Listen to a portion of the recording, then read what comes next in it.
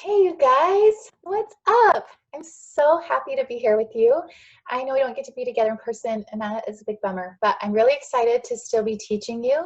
My name is Trine Kruger. If you don't remember me, I'm with the GUM program at McDermott, and I'm going to be teaching you a lesson today about mindful eating. And this is really important because it will change the way you eat if you take it to heart. And this is super important because right now, most of us are home pretty much all day, all the time. And it can be really easy to mindlessly eat because our food is near us and we can just go grab it whenever we want it versus when we're in class and you can only eat at certain times. So I've heard a lot of people tell me recently that ever since they've been on quarantine, they have been eating a lot. And it's also fun to just like bake a lot right now and maybe have fun in the kitchen. So I really encourage that, to be cooking in the kitchen, to be making food together. But I want to teach you this really cool principle about mindful eating. And I didn't learn about this until I was in college. So you guys are leaps and bounds ahead of me. If it's something that you will take to heart and try right now to start getting in the habit of doing, it will help you become a better eater. You won't overeat as often and you will enjoy your food and be satisfied by it so much more. So we're going to jump right in. What is mindful eating? Here are these two pictures to kind of give you some hints, right? Girlfriend over here with the strawberry is about to eat very mindfully. As you can tell, looking at her face, she is just like relishing the smell of this delicious berry. And that is part of mindful eating, is paying attention to the way something smells before you eat it. And you can just see this look on her face like, oh, she is just going to enjoy every aspect of this when she's about to take a bite. She's really thinking about it. Now, our friend over here is obviously kind of stuffing pasta in her face while she's watching something looks like on her laptop. I know I've been guilty of this, but this over here is mindful eating and this over here is not mindful eating. So what we want to do more of is this. And if we do more of this, then we will enjoy our food more and we won't need to eat so much. Okay. Mindful eating is eating with intention while paying attention. That means we're eating for a reason. We're not just eating because it's there in front of us. We're actually eating because we're hungry or we're looking forward to enjoying something. We've got a reason behind it with intention. We're not just eating without thinking about it. Okay.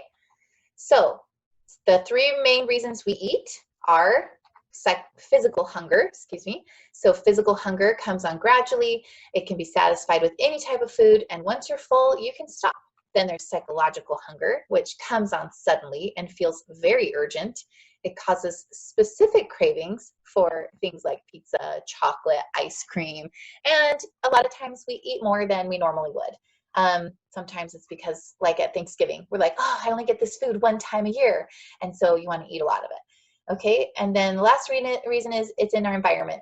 And that's not just to say, we're surrounded by fast food restaurants, but also if you're at the mall and there's some really delicious smelling pretzels or fries or whatever is your favorite food that you can smell and eat, if it's surrounding you and your environment, or let's say you just went to somebody's house and they're making some food and they have some delicious food and you're not even hungry, but because it's surrounding you, you want to eat it. Okay, so those are the three main reasons why we eat. I'm going to take a minute to show you a video clip here, and it is about, it's a researcher who's going to explain to us what are some common traps to why we overeat. And so he's going to give us two reasons specifically why we tend to eat more than we need to. And then he's also going to explain about 5 different traps that cause us to overeat as well, okay? And cause us to eat mindlessly without being mindful about what we're eating or how much we're eating versus how much we really need. Okay, so here we go. I gotta change my screen here. Just give me a quick second. Okay, here we go. What he finds is jaw-dropping. We are a nation of mindless eaters. Much of what we eat, and especially how much we eat, ends up being determined by what's around us. Two of the biggest influences on us end up being visibility and convenience. And there's nothing to stop us from reaching out, grabbing something, and eating something. We'll continue to do so until something tells us to stop. Here's something to keep in mind. You'll eat more if you're eating family style, with more helpings an arm's length away. Or if you're eating from a large plate or bowl, or eating directly from the bag. You'll eat more if you're distracted, watching television, or talking to friends, or eating in the car. We live with an embarrassment of food. I mean, almost any given time, we are just yards away from either a candy machine or a supermarket or someplace like that, or a refrigerator. And this is something that 75 years ago was unheard of. Okay, I'm going to stop it right there. But he goes on to share that when they did a study and they found out that when they actually put a candy bowl on people's desks, then the people ate a lot more candy versus when they put the candy bowl 6 feet away. And when they put it 6 feet away, then people ate like 5 less pieces a day, which turns into about 12 pounds a year. Just by moving the candy bowl away from them, people ate less because it was not as convenient. When it's sitting right there next to you and it's convenient, we tend to eat a lot more, whether we're hungry or not. It's just because it's close by and it's easy, and especially if it's something sweet. Okay, so it's just something to think about. Are you surrounded by food that's not very good for you? Is it kind of always in your face? What can you do so that it's not always in your face and so that it's less convenient?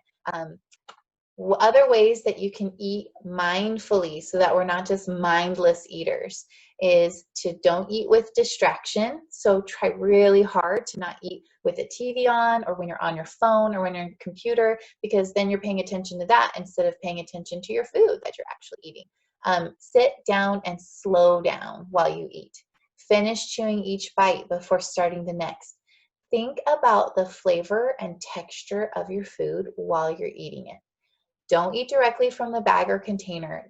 This is really helpful because if you eat from a bag or like a container, like an ice cream carton, it's hard to tell that you're eating a lot because overall, compared to the whole thing, it doesn't look like you've eaten that much. Or the other temptation is to sit there and eat it all because it's convenient and it's right there in front of you. But if you take out just a small portion to eat and then you put it all the way away, you're far less likely to go back and get more because you have to get up and you have to do all that again. I mean, maybe you'll go get like another serving, but you're not going to keep doing that over and over. But if you just keep the container right next to you or the bag, you could just keep eating it and eating it and eating it. And then pretty soon you've eaten a lot of calories that you didn't need. Another great one is to keep healthy snacks close by. I did an experiment where I cut up some vegetables and I put them out on my counter, and then all day long I was eating vegetables. Normally I don't do that because if they're in the fridge and I had to cut them up and I have to get them out and blah, blah, blah, then I tend to not eat them. But if I actually eat other things that are really quick to grab and eat that are usually carbs that get turned into sugar and that gets turned into fat. But if I put things out like cut up fruit and vegetables and nuts, I love pistachios and sunflower seeds, then those are the things I grab because I see them, they're visual, remember he said that, and they're convenient. So if you put those kinds of foods out, then you'll end up eating a lot more of those healthy things throughout your day. Okay, sorry, I had to check my notes really fast. The last thing you need that can help you is smaller glasses and plates. And I love this trick. So here, looking at these glasses, can you tell which one is larger? They actually hold the same amount of fluid. But if you fill up that short glass all the way to the top, it looks like a full drink, like your glass is full of a drink, and it just is more satisfying to your brain. But if you fill up the taller glass with the same amount, it's not going to look as satisfying because it's only like halfway full. So using that smaller, fatter glass can help trick your brain into thinking you're getting more to drink than you actually are. You're more satisfied. Here's another one. Which plate has more food? Okay, can you tell? Give you a minute to think about it. Ta-da! Trick question. They have the same amount of food on them, but the bigger plate looks like less because the plate has so much empty space on it. And it would take a lot more food to fill up that whole plate and make your brain think, oh yeah, I need a full plate of food to be satisfied. If you use a small salad plate and fill that up with food, it takes a lot less food to fill it up, and you end up being satisfied because it looks like you have a full plate in front of you. I have been doing this trick for a couple years now, and I can promise you it works. I use a salad plate at dinner time, and I just fill it up, and usually that's all I need. Every once in a while, I go back for a little bit more for seconds, but most of the time I don't need to, and I feel very satisfied because my plate looked full to start with versus the other food over there on this big plate, and it doesn't look as full. So the last thing I want to talk to you about is how to mindfully eat. And I'm just going to talk you through this, but if you have a piece of chocolate in your home or a marshmallow, I would encourage you to pause the video and go run and get it. Or even better than those is a favorite piece of fruit, especially like that beautiful, delicious strawberry. Okay, I love strawberry season right now. So delicious. So go grab it and come back. And what I want you to do is when you've got that thing, then I want you to first stop and look at it and just pay attention to the way it looks. Really close attention to it. Study it like as if it was a science experiment, like you're looking at it under a microscope, and pay attention to all the details about it. Is it smooth? Is it bumpy? Is it rough? Is it colorful? What does it, and then next smell it. What does it smell like? And just really take in the scent. And then finally, after you've done that, I want you to take one bite and don't chew it. Just let it sit in your mouth and let the flavors kind of start to dissolve in your mouth. And if you want, you can kind of roll it around in your mouth a little bit and just pay attention to if the flavor changes and how it feels on your tongue and inside your mouth, and if it's starting to drip down the back of your throat. And then finally, take a bite and chew it really, really slowly. And just pay attention to how it feels as it squishes in your teeth, and does the flavor change as you start to chew it? What's happening there? And then after that's done, you can finally take a swallow and just pay attention to how it feels going all the way down. And I did this in my college class, and we did it with a chocolate kiss. And I can honestly say I had never eaten chocolate like that before, and I always remembered it. It had such a big impact on me because I just didn't realize that I could enjoy my food so much. And when you enjoy your food that much, then you are satisfied a lot more quickly. We also eat slower, so it gives our body more time to register the fact that we're full, and so then we don't overeat as much.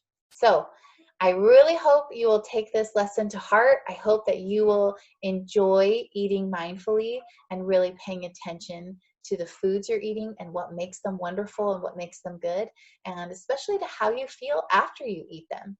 And I promise if you eat them slowly, and you learn to be more grateful for your food, you will enjoy your food and you'll enjoy your life so much more. Thanks for tuning in, and we'll see you guys next time. Bye.